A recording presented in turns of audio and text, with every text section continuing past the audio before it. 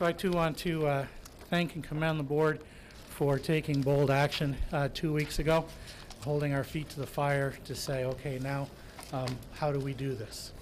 Where do we do this? How do we do this? And we'll present some information tonight. You received a narrative along with all the accompanying data and information as to how that report was derived. I'm going to go through that tonight, not in as much detail, but I think it's important that the community has the opportunity to see the information provided.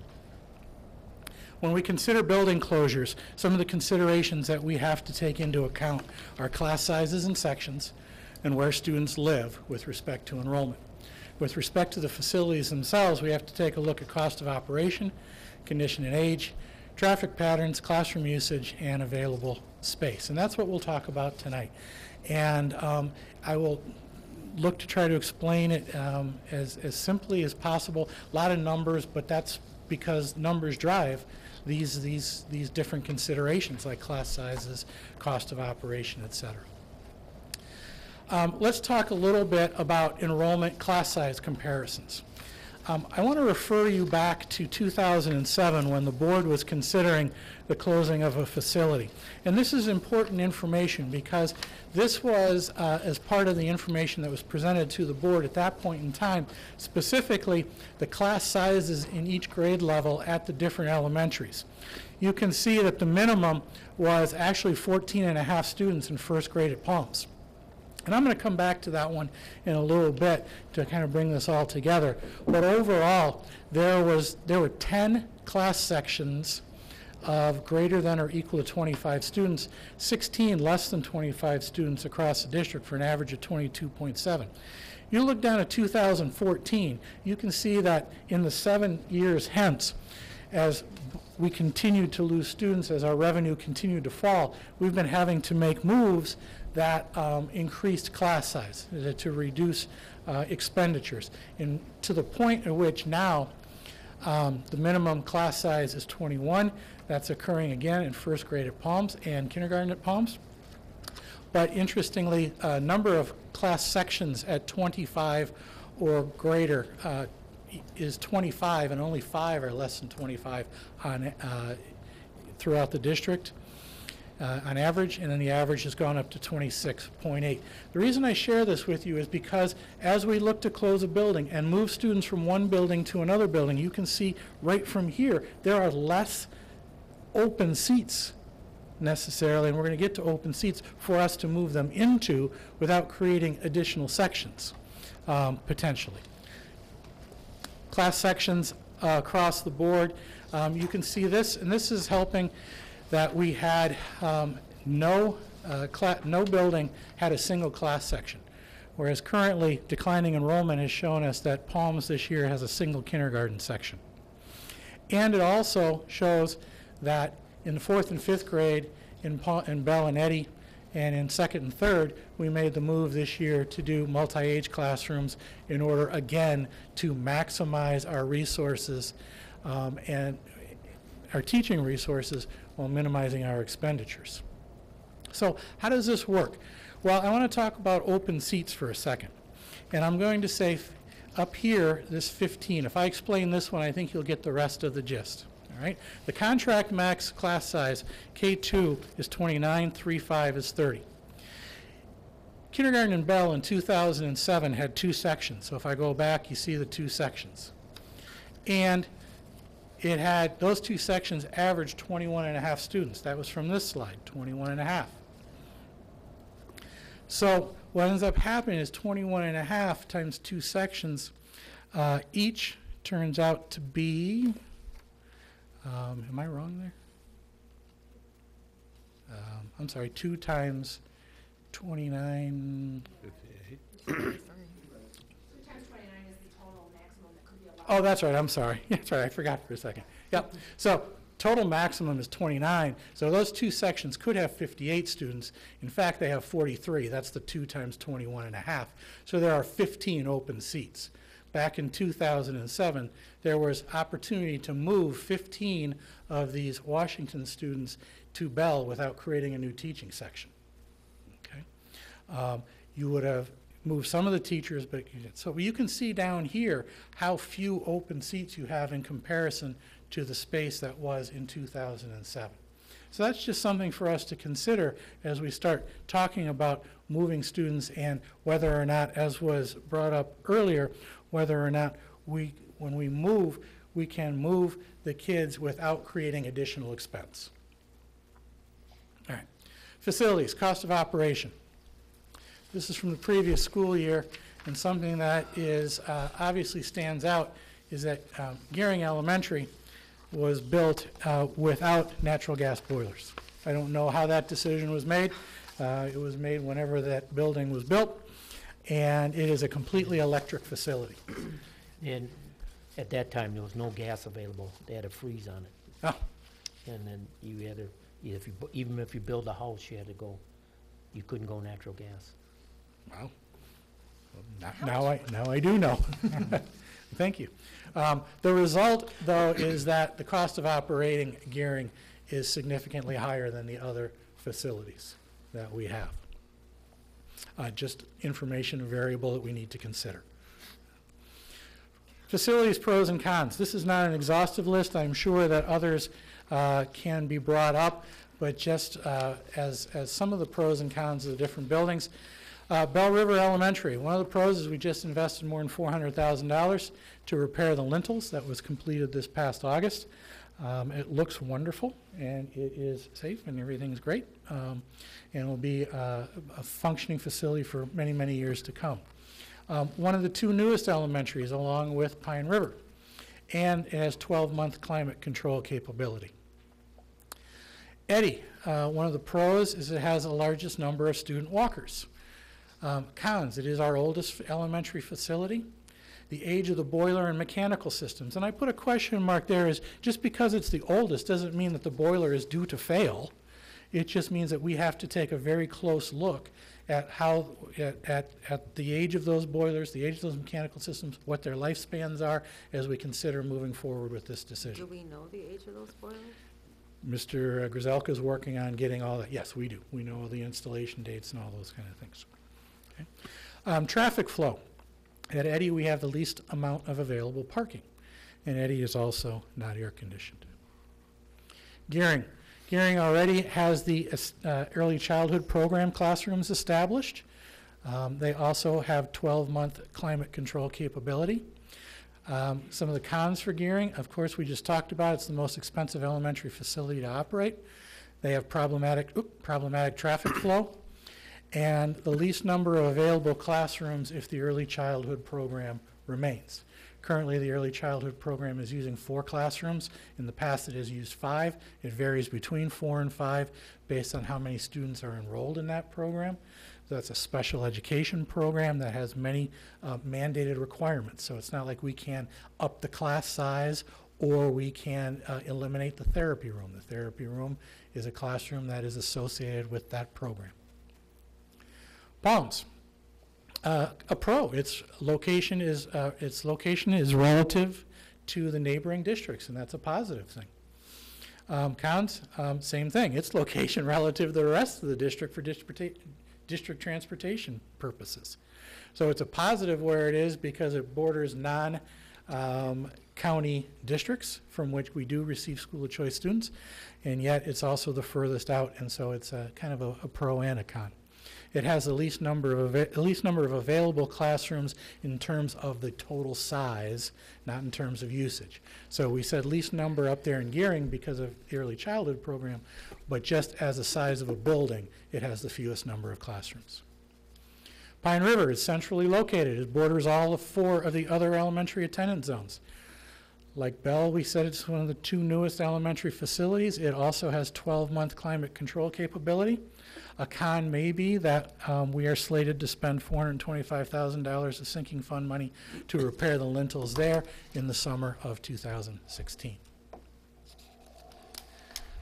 Classroom usage. This is just what programs are in an elementary school. and specifically specific programs and what can be used in certain classrooms, what can be removed from classrooms, et cetera.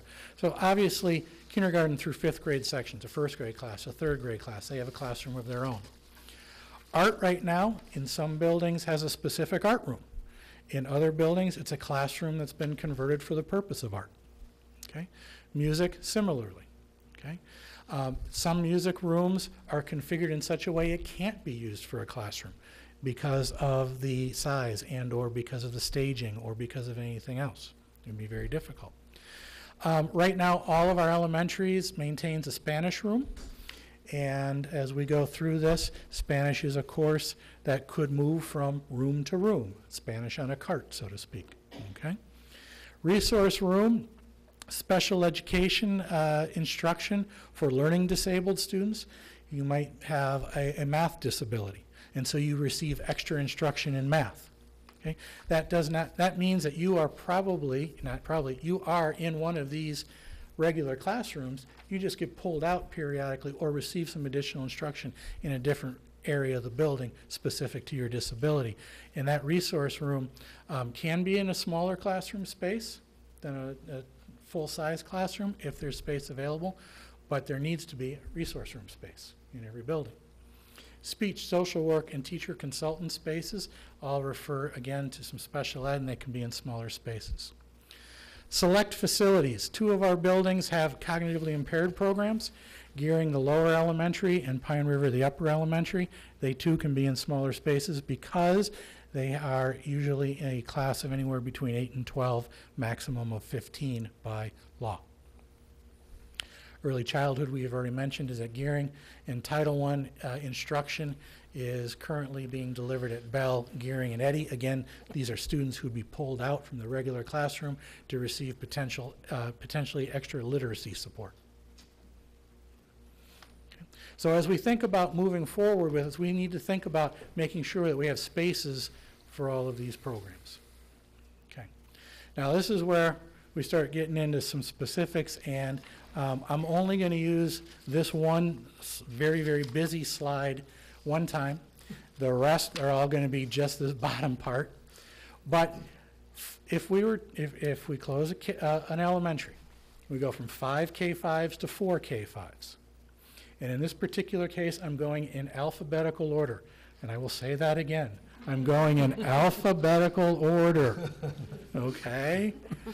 Close Eddy. So what happens, and what this chart describes then is for 15-16, for next year, we project 55 kindergartners based on this year's kindergarten enrollment, right? If they are no longer at Eddy, and if we were to evenly divide them between the other two, if we were able to draw a line so as to evenly divide them, then you would have 27 at more at Gearing, 28 more at Pine. You take these two sections, that's an entire section of students because it works out perfectly even because we drew a perfect line. And we have 3 sections and 3 sections. Okay? We move this year's kindergarten up to 1st grade, and we do the same thing. We move 1st grade up to 2nd grade. Now we have 58 students. Again, we try to evenly divide them, 29 and 29. Means one more section and one more section, and there's a split there with the 3rd grade.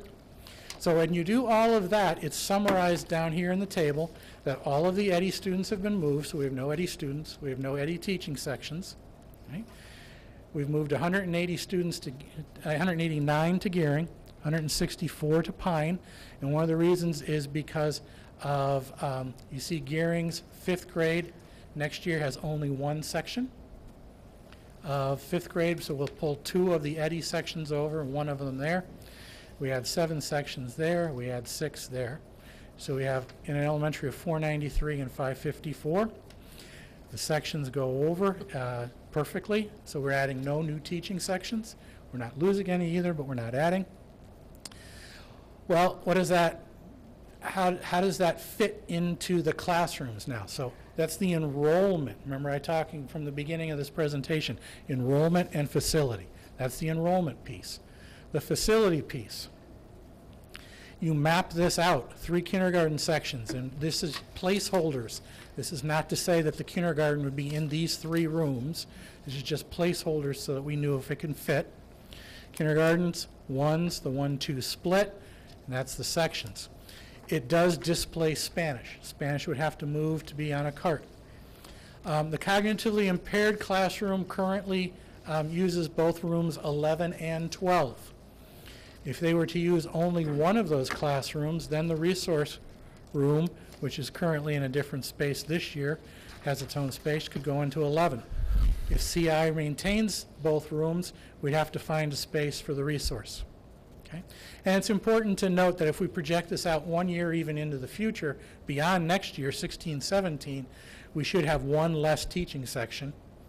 Okay? And so this resource CI problem or the Spanish issue would take care of itself at Pine River. That looks doable. When we get to gearing, though, and we try to map the additional sections into gearing, the early childhood program down here, again, we're assuming that there's only the 3 sections and the therapy room that we have this year. Spanish does get moved so that it travels. The resource room instruction needs a space. There's currently not an identified space. And we are 2 5th grade classrooms short. I've only assigned one of the 3 5th grades because I don't have any other room, although we could potentially put art on a cart. That is an art room that is could be used as a classroom, though it has sinks and it's designed primarily for art, but that even leaves us 1 classroom short. And in the event we pick up another early childhood room because enrollment dictates it, we have, again, more, we don't have the space. Enrollment increases from 304 to 493 increases our potential traffic issues, and unlike what just happened at Pine River, that we are projecting the same number of classroom sections needed in 16-17, not a reduction 2 years from now. Okay. So, again, in alphabetical order, what if we were to close gearing? Doing the same type of work in terms of splitting everybody up, but just showing the review this time, where is that early childhood have to move over. We would move over 5 classrooms plus the early childhood for 22 classrooms. We'd move 165 students over to Pine in 6 classrooms. And so mapping it out. Mapping it out again. In this particular case, both CIs, because remember, gearing had not only the early childhood, but it also had the lower CI program. So we could move the lower CI program to be with the upper CI program. They each have a room. Spanish would be on a cart for next year. We would not currently have resource room instruction. We'd have to find space for that, which we would look to maybe share this social work TC speech area or find some other area. And again, we're projected 1 fewer classroom, just like last time, so the resource room issue would take care of itself, or Spanish would have a room to go. Okay. So again, Pine does not seem to be near the problem that gearing was last time. What about Eddie this time? Well, again, this time we would, in order to accommodate everyone at gearing, we would have to play Spanish, music, and art all in a cart. Okay, they would all travel. Resource room instruction we potentially could do in this room 18, which is a smaller room, which I believe right now is being used for storage. It's a conference room, so it would no longer be a conference room. Enrollment increases again, so we have potential traffic issues here. Again, this does not work if they required a 4th section or a 5th classroom of early childhood. And again, the same number of projected sections in 16-17. So there are significant, there are issues to overcome both in closing, whether it be Eddy or gearing, and maintaining 4 K-5 buildings. Lastly, in alphabetical order comes close Pine River. 2014 class size chart shows class sizes near contract limits. We've already talked about that right at the beginning. So it could be very attractive to distribute Pine River students across all 4 elementaries because it borders all 4 elementary attendance zones. We talked about that as being a pro earlier in the presentation. Well, in doing so, all indication is that we would have to add additional sections beyond the 14 because, again, you would not be able to have the open seats in order to move the students as full sections anymore, like we did with Eddy, when closing Eddy or closing Gearing. Drawing different elementary attendance zones for different grades and then possibly readjusting them regularly is something that would be problematic, maybe frustrating, as I think the word was used earlier. And lastly, it would leave the oldest and the most costly to operate open in lieu of Pine River, though we do know we do have to make the repairs to Pine River. Okay. So let's take a look at a new scenario. This one gives us more space in order to make these moves to 4 elementaries. And instead of having 4 K-5 buildings, let's talk about having 4 K-4 buildings and moving the 5th grade into the middle schools. Okay. Again, in alphabetical order, if we were to close Eddy, this would be the way the students would be distributed. And in fact, what this number represents is the 304 that's projected to be there next year, adding 139 from Eddy, but taking 28 of the 5th grade, because they only have 1 5th grade section projected for next year. Okay. Pine, on the other hand, has 3 5th grade sections projected for next year, and that's why 89 students come off of their total, and those are now fairly even in terms of elementary size. When we do this, since Pine just about worked in the other scenario, you would figure it would work in this scenario, and it does. CI maintains their 2 rooms, Spanish has a room, Resource has a room, and in fact we even have a couple of open rooms when you take out those 3 sections of 5th grade. Gearing, if we're taking out their 1 section of projected 5th grade, we have Spanish on a cart if a 5th grade childhood room is needed. Resource still needs space, and we still have the projected traffic issues. So we have to confront these issues down here, but it looks as though it's more doable, more possible. And again, unfortunately, this scenario says that in 2 years from now, they're going to have the same number of sections, but then a 3rd year from now, there's the possibility that they go down, and then they might end up opening up some space as well. Okay? So you could be growing. What if we were to close Gearing under a 4 K-4s and a 5-8 middle school scenario? Well, same idea. We have to move the early childhood over to Eddy. There's the manner in which we are moving students around. 74 here because we're moving Eddy's 5th grade and Gearing's 5th grade. So 2 from Eddy, 1 from Gearing, all 3 from Pine, right? Okay. Again, Pine works. That's the same as it was before. And we take a look at Eddy, and now we're able to put art, music, and Spanish back in rooms. Spanish only goes to a cart if a 5th early childhood room is needed. And enrollment increases from 353 to 418, not as large as it would have been in the previous scenario because we've moved the 5th grade out, but there are still, remember, that's the building that has the least amount of parking, and there's still potential traffic issues. Let's talk about the 5th through 8th grades, or let's talk about the middle schools under these scenarios. That's how it would work at the elementaries. What about the 5th through 8th grades? Well, this is a chart of 5th through 8th grade enrollment from 1999-2000 at St. Clair Middle School, Marine City Middle School. You see that in 2005-2006, the high water mark at St. Clair Middle School was 742. A year earlier at Marine City, it was 648. This is this year in blue. This is projected in red.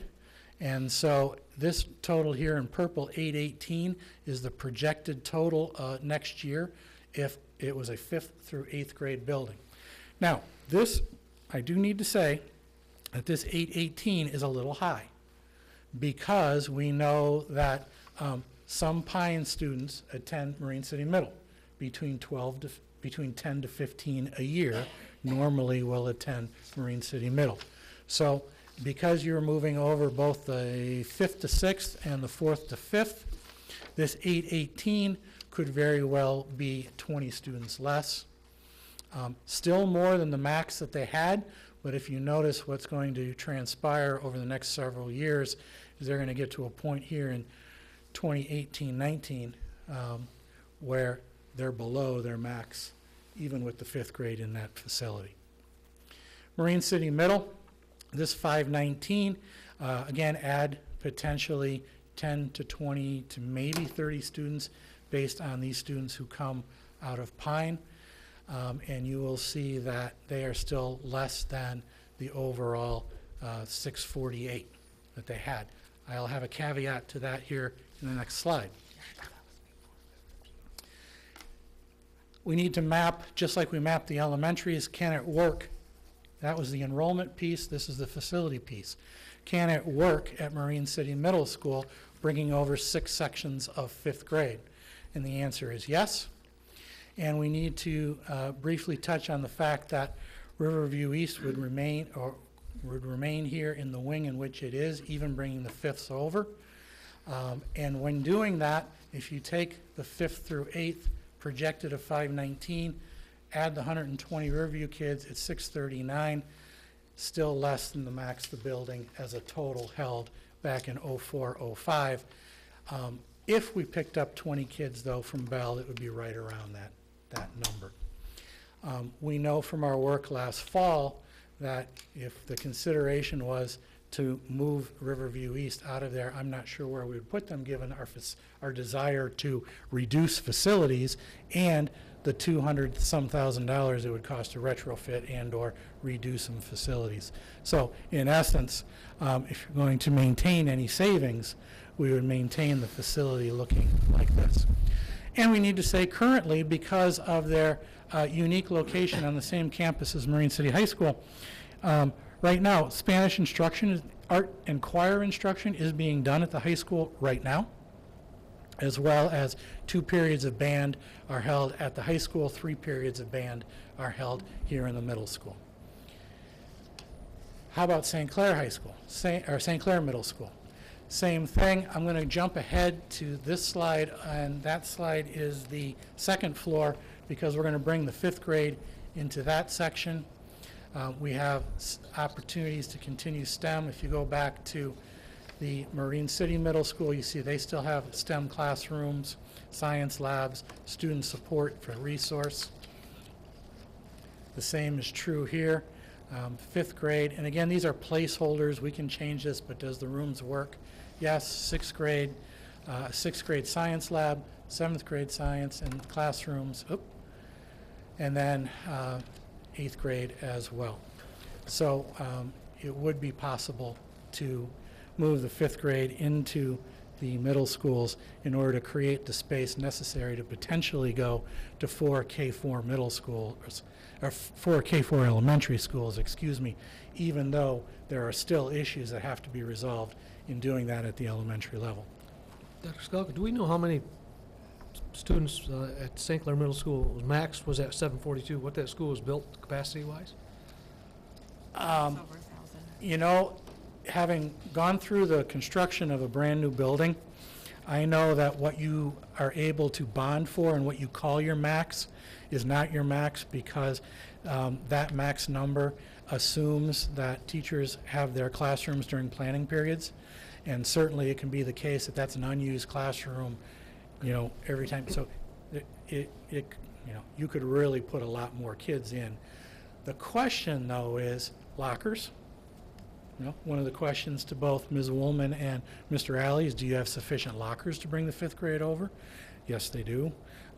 But you get much bigger, you're not going to have that kind of space. So then you're going to be retrofitting buildings for lockers, or kids are going to be sharing lockers or something along those lines. Okay.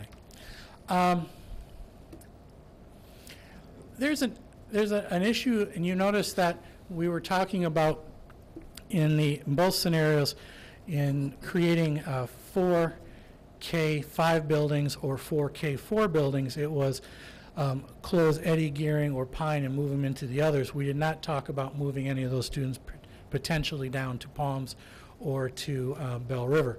Some of that would have to be investigated in terms of drawing lines, but again, as we draw, we have to always be cognizant of when you move a handful of students down and you've got already sections of 28 or 29, are you creating a new teacher section and then eliminating any or reducing potential savings? So one of the thoughts potentially would be to have a solution in which we have K-5 sections at in the south end, or K-5 sections at Bell River and Palms, and make them K-5 schools. That would alleviate some of the enrollment issues at Marine City Middle, potentially, but then go with the K-4 setup in the St. Clair end of the district, okay? Because what's going to happen over time, and this is class sections over time, specifically I want you to take a look at what's going to happen at Palms. If we are in a K-5, they currently have 10 sections. Their projections are 9 and 8. That's remaining K-5. You take the 5th grade out of Palms and move them up, then next year 2 sections are going. They're going to be down to 7, and 2 years from now they'll only have 6 teaching sections. So at that point in time, the conversation shifts as to, do we even close Palms? Instead, I think something to strongly consider is, because of the nature of its location and building upon that that it is a district, it is a building that is contiguous to 2 different non-county school districts, that we might want to think about making it a magnet or special purpose school, in order to draw not only students potentially from outside the county, but also within our own district who might think that that's a good choice for their sons or daughters. Okay. Potential savings. In closing an elementary and going to either 4 K-5s or 4 K-4s, we would have savings on the principal, the secretary, the office staff, and noon aides. That's the administration and support staff savings. Okay? Utilities would depend on the building that is closed. And we've already talked about cost of ownership back in an earlier slide. Right now, if nothing changed for next year and we operated 5 K-5 elementaries with additional multi-age classroom setups, and if our kindergarten numbers remain like they are this year, if maybe this was a blip, and maybe next year we go back to having significantly more kindergartners, although the enrollment projections that were done for the bond proposal does not give us that hope. It is not leading us in that direction. The enrollment projections are based on county births, and those kind of things are for kindergarten to remain similar to what they were this year. So as a result, again, if we did not make any change at all, if we kept 5 K-5s next year, we would still have 4 fewer elementary teachers projected. Whether or not that could be maintained in closing a building would be how those students in the building that was closed were redistributed. A resource room teacher in the building that was closed would also potentially be able to be a savings, depending again how those special education students are shifted to other buildings, because though the master agreement with the teachers union talks about class size for regular ed students, we have special ed class size laws and caseload limits that are both state and federally mandated. Transportation. I did not touch on transportation tonight. I will touch on transportation in the future as we are able to maybe narrow some of these options and the board provides more direction, as well as we are trying to figure out how to distribute those students. Right now, trying to give you any kind of hint on transportation would really depend on how students were distributed, and you know, we need to talk about those a little bit more in detail. Options. We've worked extensively, not just on the materials that you have tonight, but on a scenario that would create pre-K 1 buildings, maybe with K1 looping. We haven't made it work yet, but I'm going to show you a slide that you didn't get in your report here shortly.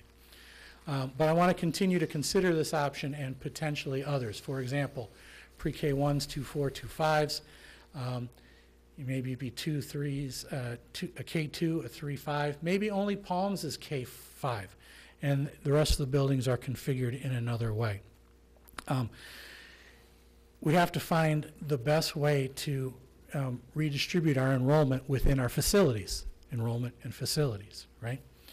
And we've also talked about that this option provides us instructional opportunities that aren't discussed in any of the other options.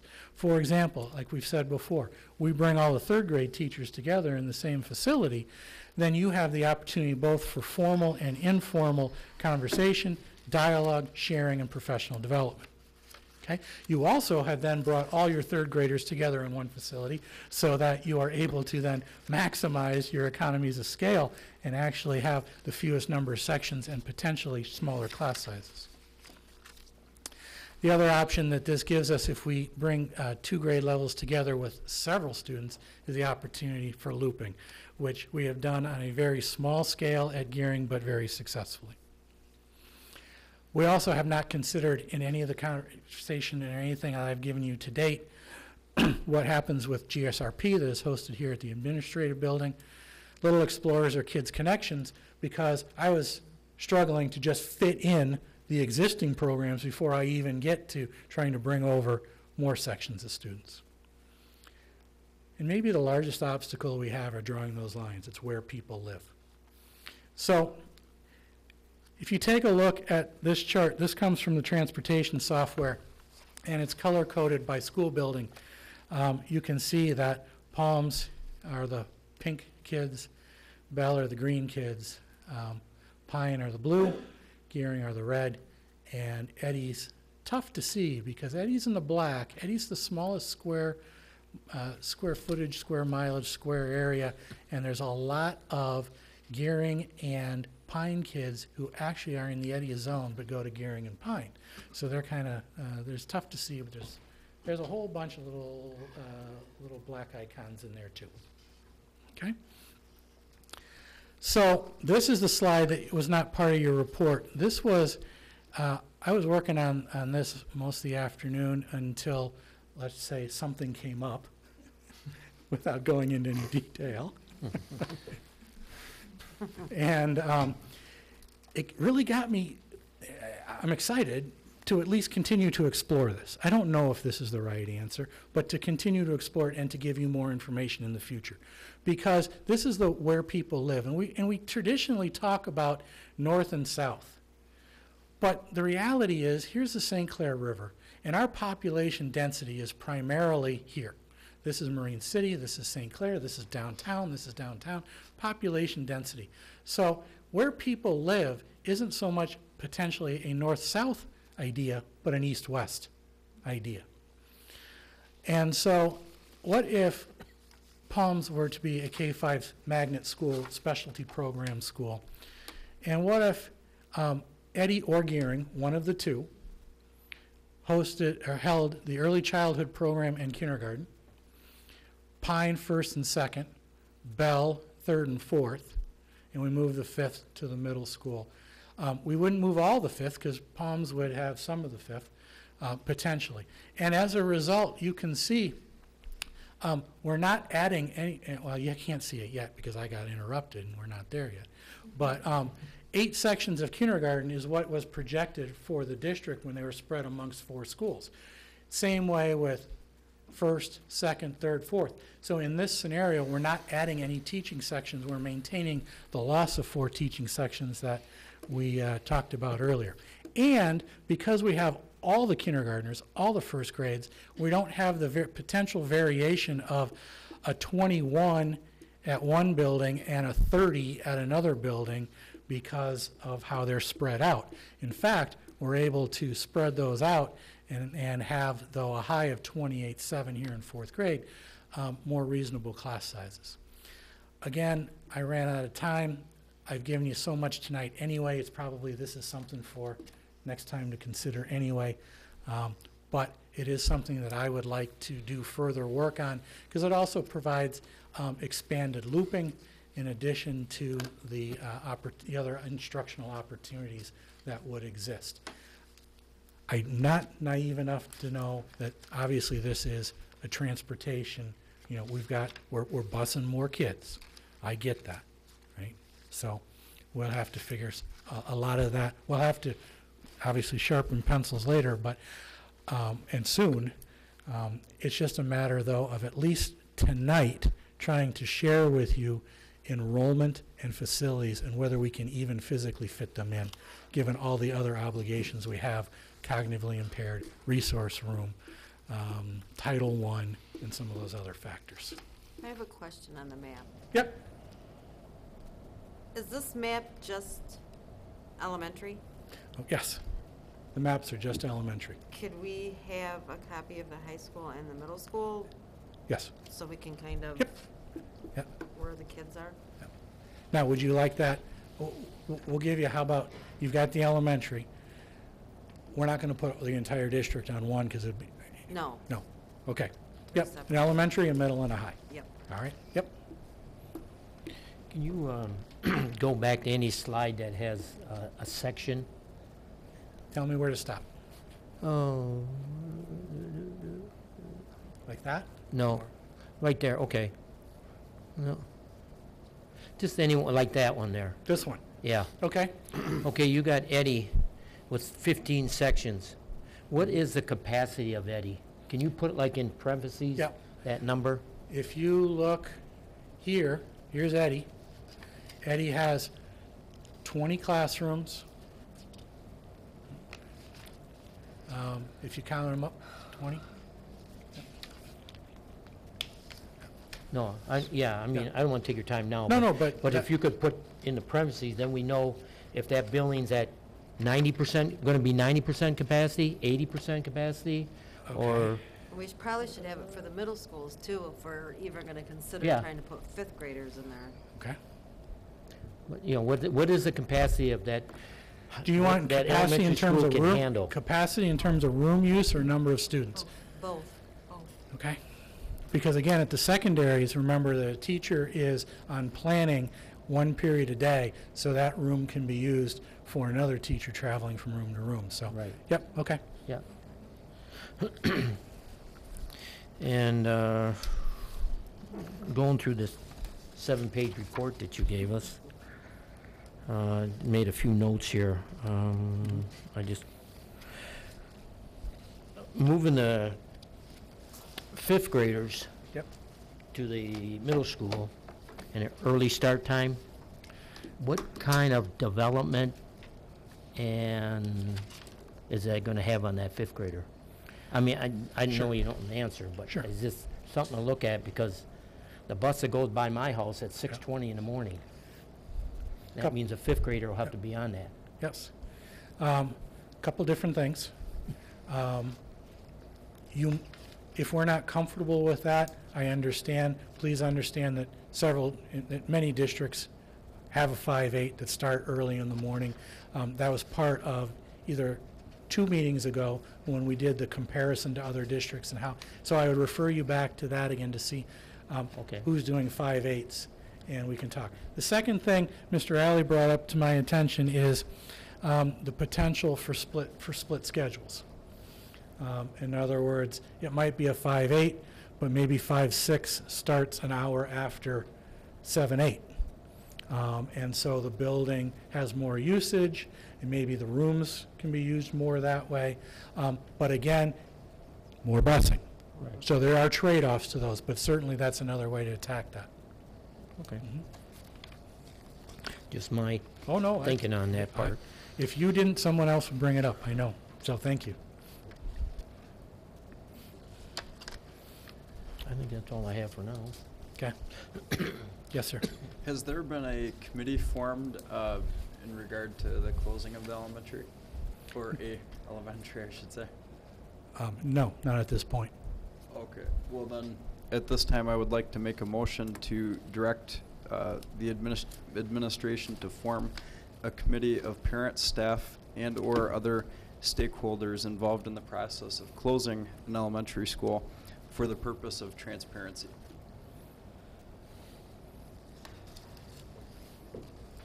We have a motion on the table. We have a support. Yeah, I gotta think about that one. What, is that gonna, Well, it's I'd certain. like to, can we table that to next meeting, Alan, to, I'd like to, I see where you're coming from, but I'd like to see what the other side, you know, what, is there gonna be a hang-up? Is it gonna bog down the administration more than what they're doing? I don't know. Well, right now, you've got I don't basically mind 2 sharing meetings a with month. stuff. Right. And so we would want to put this in between those meetings so that the committee could react to whatever happened at the previous meeting while preparing and/or providing information to Right. the next. Obviously, it's more time for us, but it is potentially time well spent so as to get any idea that is that could help us move this process forward. I do like the idea of the committee. I mean, I think it worked very well. I do too. It was long, time-consuming when we did Washington. Right. But I think it was just really, really well planned out. Took lots of information. The meetings were always open to the public, even though the committee was there. We always had an open forum for the public to talk. I think it was a great process. I wouldn't be objective to that at all. Okay, if Alan make a motion, I'll support it. If we want to move ahead right now, and then get the committee formed, and Comments, questions from other board members? Yeah, you want to form a committee to do what? I mean, you say to have Yeah, I the don't public understand. talk to us, that's fine. If we have a public, parents talk to us, that's fine. I'm just not sure, are we saying we're having a committee to, okay, we're going to decide whether to close a school or not? Is that what we're going to do? No, No. that What motion's school? already been made, Mr. McNamee. I'm sorry, Mr. No. Ritchley, I was asking a question. No. And I think that the purpose of this committee, I just want to understand what it's for. And It would need to be advisory because the board is the only one who can make the decision to close a facility and how to do that. It would have to be advisory, and not more than 3 board members could attend anything, otherwise it'd be an open meeting. That's Right. correct. I mean, it's an open meeting anyway, Mhm. but all of a sudden, a 4th board member would make it a board meeting. And it was back in when we did it for Washington, it was an advisory committee to gather information from the public and look at different ideas in regards to transportation and so forth. But it was strictly an advisory. The board has already made the decision to close a school. This is just, I just think is going to add additional information into our, if I I don't think there's any recall, problem with adding additional information for it. If there was going to be a committee, that's great. I'm all for getting information. I just want to make sure that we're on the same page, that we're not going back, because if we are, that's fine too. I mean, if that's what we're going to decide, then let's do it and move on, but, I don't. It could not function as a decision-making group. It would have to be advisory. if I remember correct, on Washington, I don't think there was a board member on the committee. I was. Okay, Mhm. I stand corrected then. Yep. I didn't know, because it was, I think myself and Mr. McCartan. I think there was 2 of us that were on the board. okay. All right. Given Mr. Ritchley's motion, would Mr. Ritchley participate on this committee? Yes. I'll support it. Any other comments, questions on the motion? All those in favor signify by saying aye. Aye. Aye. Opposed? Same sign? So moved. Just a point of information, I will be out of the district, leaving tonight, be back Friday, so pulling together this group and/or dates, we'll have to wait till early next week. Absolutely. Okay.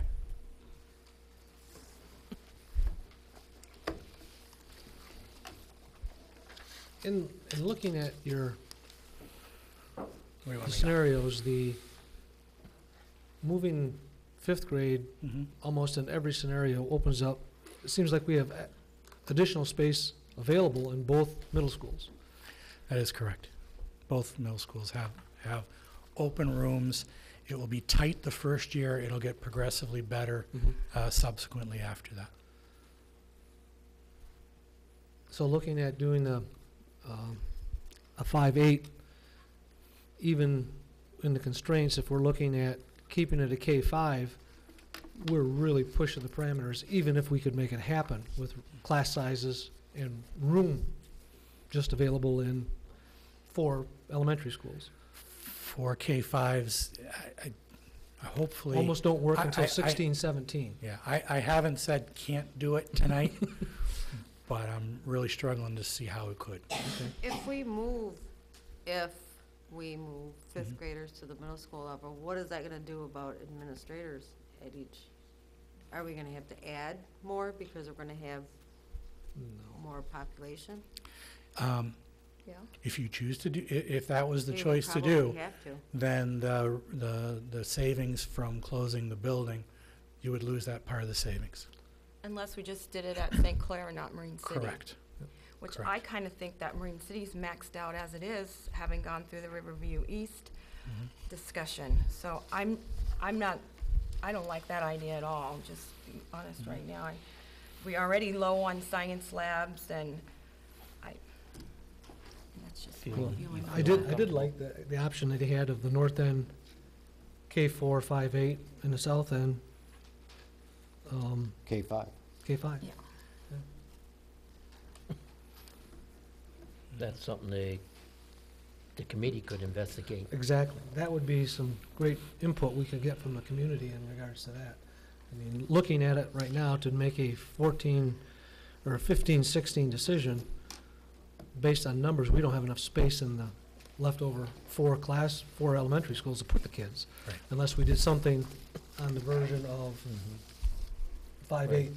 But I would also like to have this looked into too Oh, sure. on the committee, because I don't, personally, I don't see why people that live on Francis Street and Meisner Road and Bell River Road go to Pine River. Yeah, we're right back to where we were before when we brought all this up, and part of the reason was to redistrict, to bring some balance back between the north and the south, so. Because if you look on your slide, there's almost a 300 count pupils difference from 15, 16 all the way to 19, 20. And like you said, most of our population is on the East-west. east. It's on the east side. It's on the east. All the way up and down the length of the district, Right. it's on the Right. east side. Palms is just an area why it's not population. That would be an interesting split to have you look at furthering that thought process of today. Yep. I think the other thing to point out is that the Pine River, the lintel, the $425,000 for that really is not a cost savings to us, in the sense that that's already taken care of in our sinking fund, which is a separate bond issue. Therefore, it may save us money in terms of what we spent on the sinking fund, but Sure. it will not save us money in terms of our operational costs, which is what we're dealing with the $2 million in terms of deficit. So, but just to get an idea here, and I'm just strictly by the numbers. This is not to say that these are things that are going to rule the day. But if you go to Bell River, you take just the cuts that you discussed about the $320,000 for the teacher Right. spots, the administration levels, and the utilities, you save $575,000. We still have to find more, but that's a good, Sure. that's a number. At Eddy, you save $593,000. At Gearing, which has the electric thing, and again, these are not the reasons to necessarily close the schools, particular schools, $655,000. This is 1 year savings now. So, Palms, $578,000, and Pine River, 573,000. Right. So again, when we're looking at a deficit of running over $1 million, at least we've made some significant headway in reducing that deficit. Which again, I think bodes as to why we must close the school. Because if we do nothing, Sure. we pay a big price.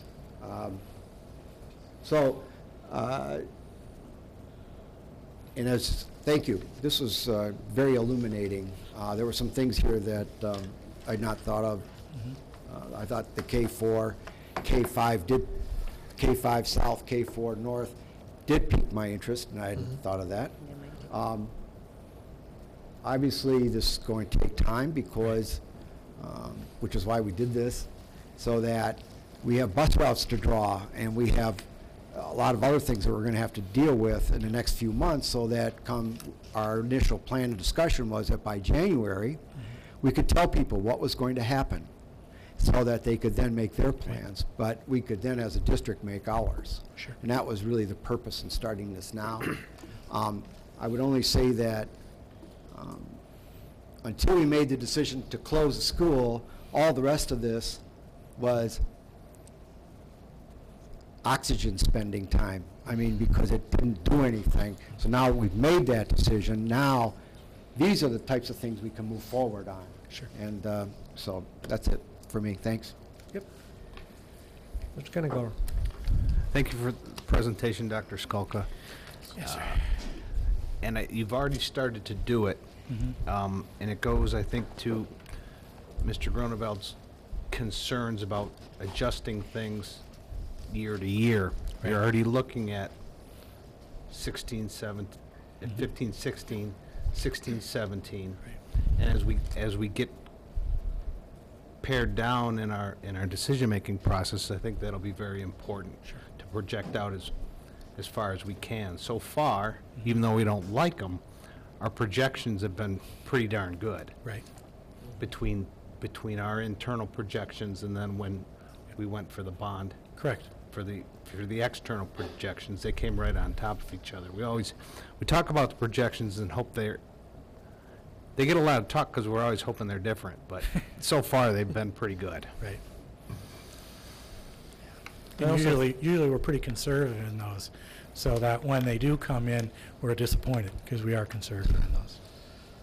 I think throwing in the possible fifth grade going into the middle school addresses some of the issues that changing from 15-16 to 16-17, you're going to have almost no change because you're going to make the change in 15-16.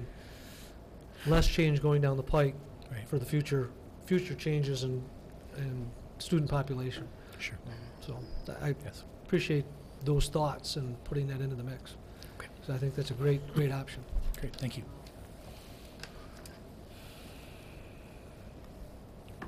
Any other comments? Have fun. Thank you, Dr. Skolko. Great presentation. Thank you to the staff and administration that put their time in. I'd like to echo that because that wasn't just me sitting at my desk. I got a great deal of help over the last 2 weeks, and we're going to need a great deal of help over the next couple of months. And so thank you to everyone who helped us with that. I know it's saying crack the whip, but I know that he didn't need to because everybody just stepped up and did the work that they needed to do, and we thank you for that. Next item on the agenda is our action items. We have no other action items. We'll go on to item 10, is closed session for the purpose of discussing negotiations. Recommended action that the Board of Education goes into closed session pursuant to Section Act 8C of the Opening Meetings Act, Act 267 of 1976. That being for the board. Excuse me, are we not doing this? Is this the recall of the teacher?